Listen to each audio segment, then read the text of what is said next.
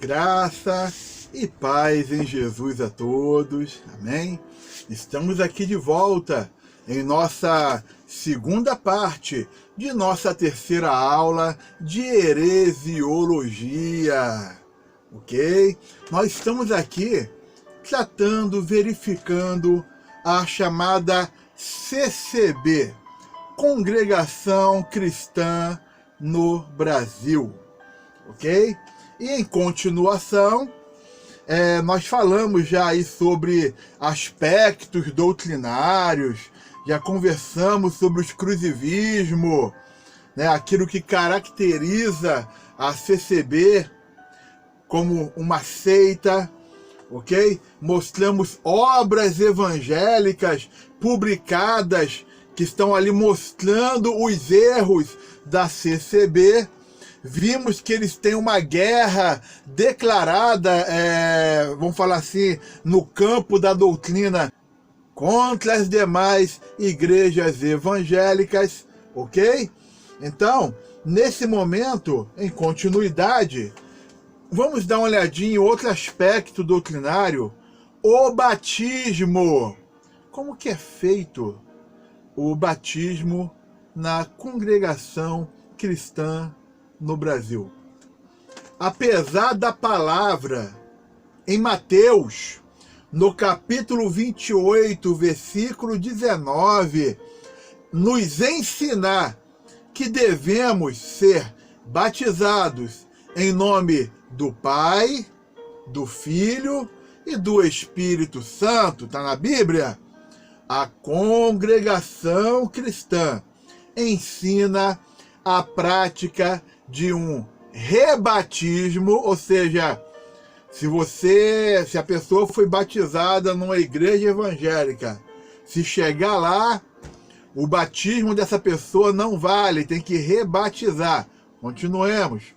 Então, eles estão na prática de um rebatismo criado pelo unitarianismo modernista, afirmando que o batismo nas águas deve ser somente no nome de Jesus.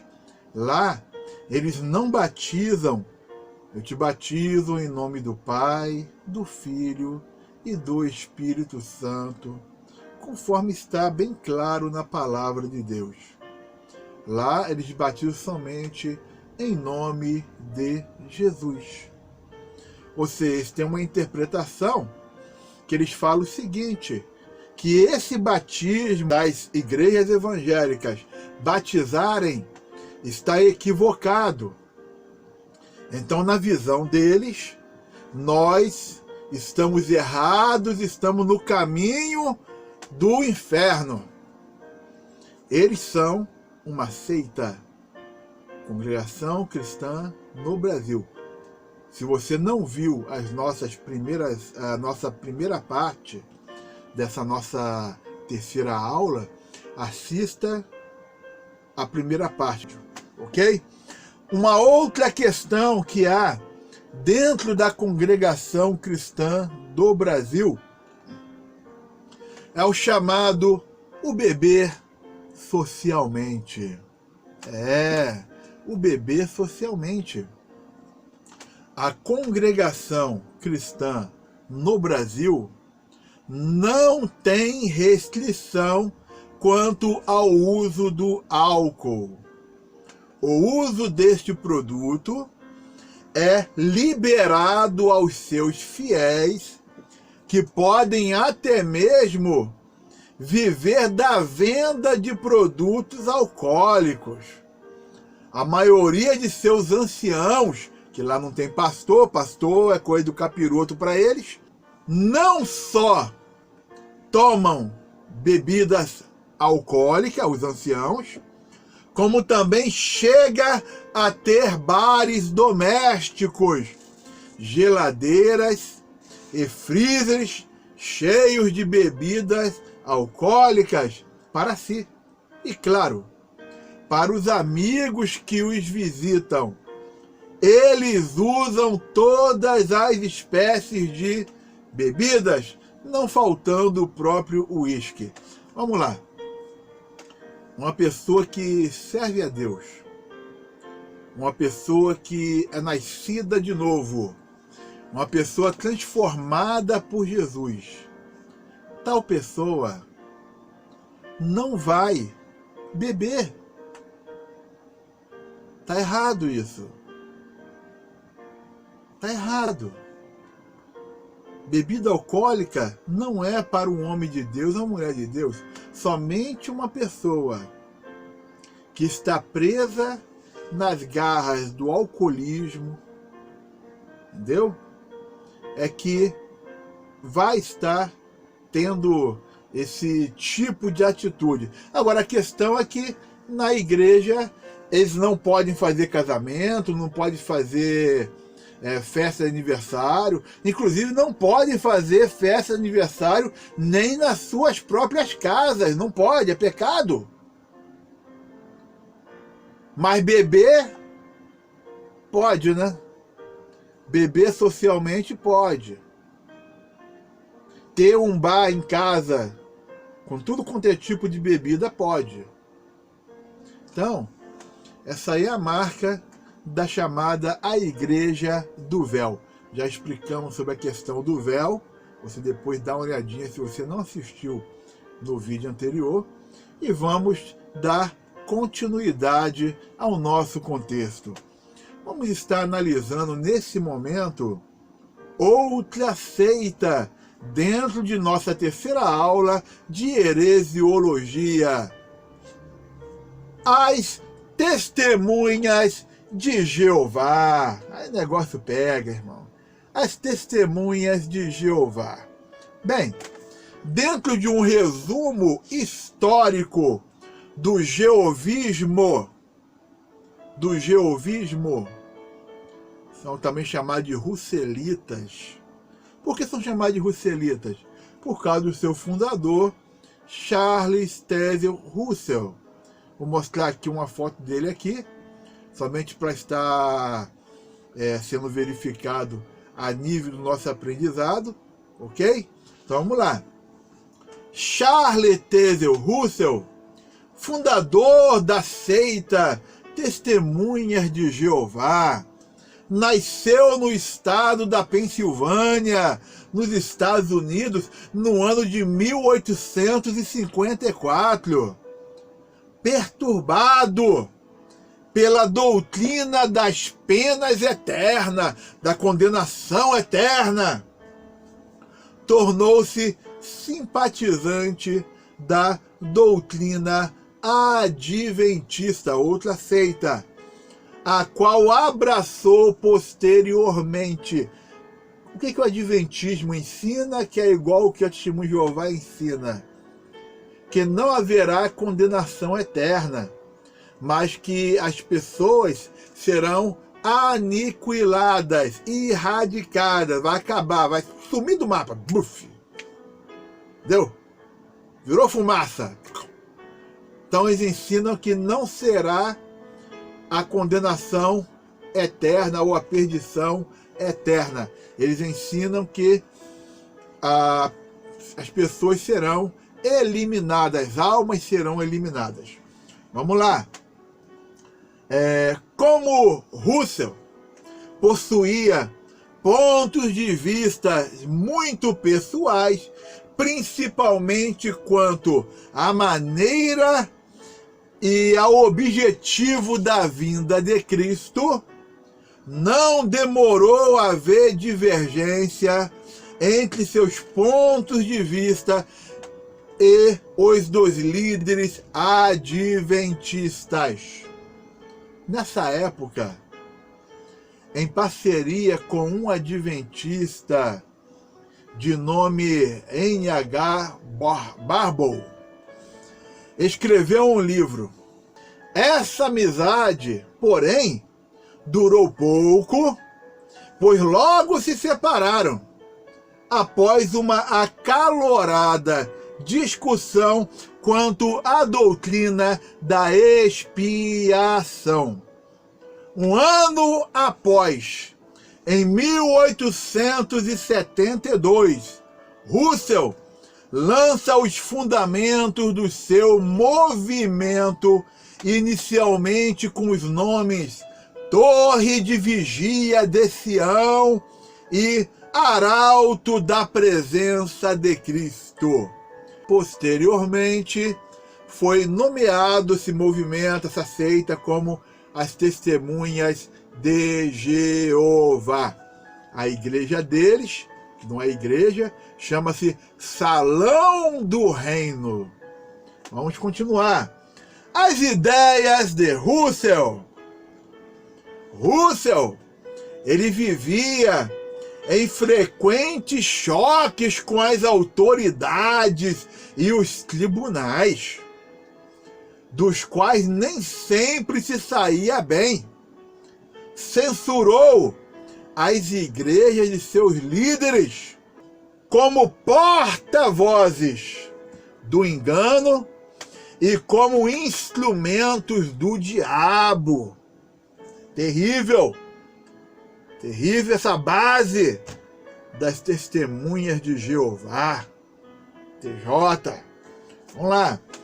Para a preparação dos seus discípulos, escreveu uma obra intitulada Estudos nas Escrituras, sobre a qual o próprio Russell declarou ousadamente que seria melhor que ela fosse lida do que lida a Bíblia sozinha. Heresia. Vamos embora. Contudo, mais tarde, ele mesmo chamou de imaturos alguns de seus escritos primitivos. Vamos continuar? Joseph Frank Rutherford. Charles Taze Russell morreu no dia 9 de novembro de 1916, sendo substituído pelo juiz Joseph Frank Rutherford. Vou mostrar para vocês aqui uma foto aqui do Rutherford, certo? Somente para estarmos aqui focalizando o nosso conhecimento. Rutherford excedeu em muito a atuação do próprio Russell, fundador da seita. Logo no princípio da sua gestão, fundou a revista Despertai, com uma tiragem mensal que vai a 1 milhão de exemplares. Esteve por vários meses na cadeia por causa de alegadas atividades anti-americanas no início da entrada dos Estados Unidos na Primeira Guerra Mundial, ok? Inclusive, Testemunho de Jeová não se alista para o exército, Testemunho de Jeová não vai para a guerra, Testemunho de Jeová não canta hino nacional, ok? Que eles falam que tudo isso é idolatria. Mas vamos lá, vamos continuar.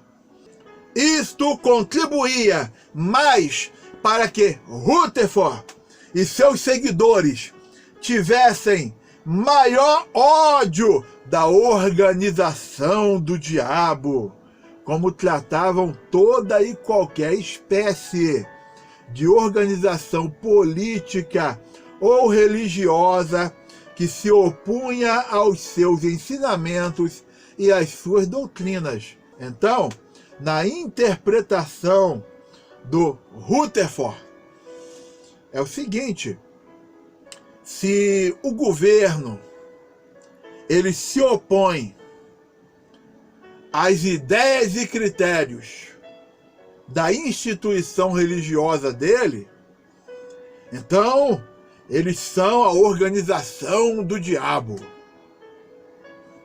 Vamos lá. Rutherford morreu a 8 de janeiro de 1942, com 72 anos de idade. Ok? Bem, vamos estar falando sobre Nathan Kinnock. Com a morte de Rutherford, Nathan Kinnock assumiu a liderança da seita. Está mostrando uma foto dele aqui somente para fixação. Ok? Vamos lá. No início do seu mandato, escreveu um ensaio com o título Testemunhas de Jeová dos Tempos Modernos, com a seguinte afirmação: Deus Jeová é o organizador de suas testemunhas sobre a terra. Prosseguindo, diz que o nome da organização deriva-se da passagem de Isaías, capítulo 43 e versículo 10. Vós sois minhas testemunhas de Jeová. Aí fala que daí surgiu o nome Testemunhas de Jeová. Mas vamos lá. Ensinamentos equivocados das testemunhas de Jeová. Vamos estar analisando esses ensinamentos arbitrários, equivocados, ok? Bem, o primeiro ponto que nós vamos estar analisando aqui é o que eles ensinam sobre a Trindade divina. O que eles ensinam sobre a Trindade divina? Poucos aspectos da doutrina cristã têm sofrido tantos ataques das testemunhas de Jeová quanto a doutrina da Trindade.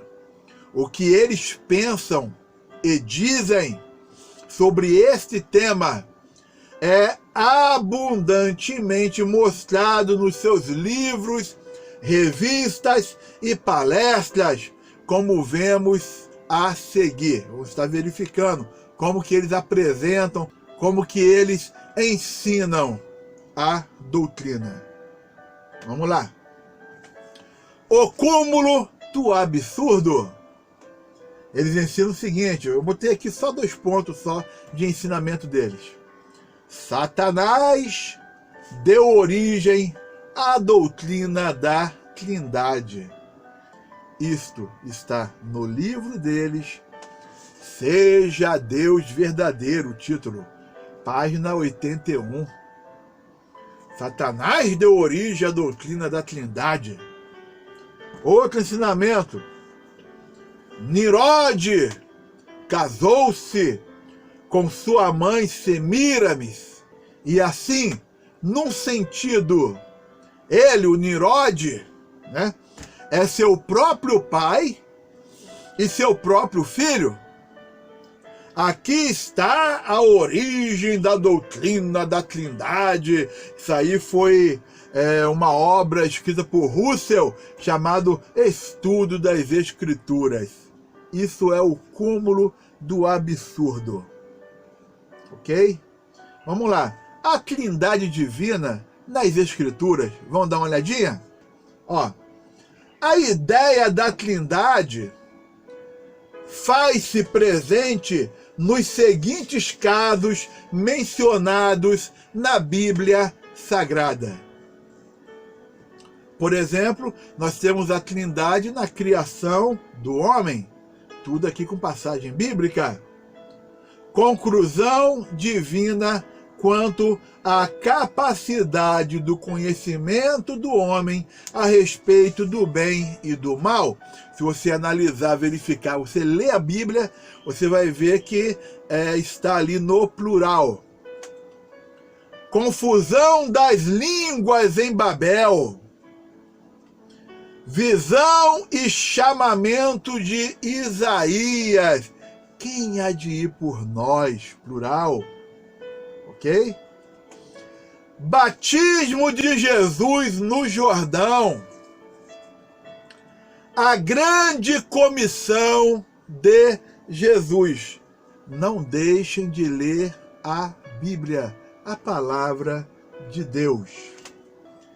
Distribuição dos dons espirituais. Bênção apostólica. Se você lê a Bíblia, confere as passagens bíblicas, você vai ver a Trindade sendo expressada. O Pai, o Filho e o Espírito Santo. Ok? Descrição paulina da unidade da fé. Eleição dos santos. Exortação de Judas, o menor, ali em seu livro. Dedicatória das cartas às 7 igrejas da Ásia. Tanto no Antigo como no Novo Testamento, os títulos divinos são atribuídos às 3 pessoas da Trindade. A respeito do Pai, temos aí a passagem bíblica, a respeito do Filho, a respeito do Espírito Santo. Inclusive, eles ensinam que o Filho não é o próprio Deus e o Espírito Santo não é o próprio Deus. Eles ensinam que o Filho foi criado por Deus. E ensinam que o Espírito Santo é somente um poder, uma força, um fluir, né? Uma emanação de Deus, de Jeová. Enquanto que o ensinamento da palavra de Deus deixa claro a divindade, é que Jesus é Deus, que o Espírito Santo também é o próprio Deus. Certo? A palavra Trindade, ela não existe nas Escrituras Sagradas. Não existe. Porém, como nós verificamos aí as passagens bíblicas, o contexto e conceito da doutrina da Trindade está totalmente expressa na palavra de Deus, de Gênesis a Apocalipse. O livro que eles usam chama-se Tradução do Novo Mundo das Escrituras Sagradas. Não é a Bíblia Sagrada. E no Evangelho de João, no capítulo 1, no versículo 1, em nossas Bíblias está escrito assim: no princípio era o Verbo, que é o Logos no grego, e o Verbo estava com Deus, e o Verbo era Deus. Então, quem é o Verbo? Jesus. O Verbo estava com Deus. E o próprio Verbo ali, o Verbo era Deus. Tão simples. Na Bíblia deles, no livro que eles chamam lá como livro divino, todo cheio de erros, está escrito o seguinte: no princípio era a palavra. Tudo bem, palavra para verbo, vai ser o mesmo significado no Logos. E a palavra estava com o Deus. E a palavra era um Deus com D minúsculo. Uma ocasião eu perguntei a uma testemunha de Jeová: vem cá, esse Deus com D minúsculo aqui, quem que é? Ah, isso aí é Jesus. Porque para ele Jesus foi criado por Deus. Aí eu falei assim, perguntei, né? Então você está me dizendo que o Deus grande, ele criou um Deus pequeno? Aí não soube me responder. Deu até crise existencial. Que eu pedi para ele analisar e me trazer uma resposta. Até hoje não me trouxe resposta. Tá entendendo como é que é o equívoco? Ok. Vamos estar parando por aqui. e vamos dar continuidade. O Senhor abençoe a todos, graça e paz em Jesus. Amém.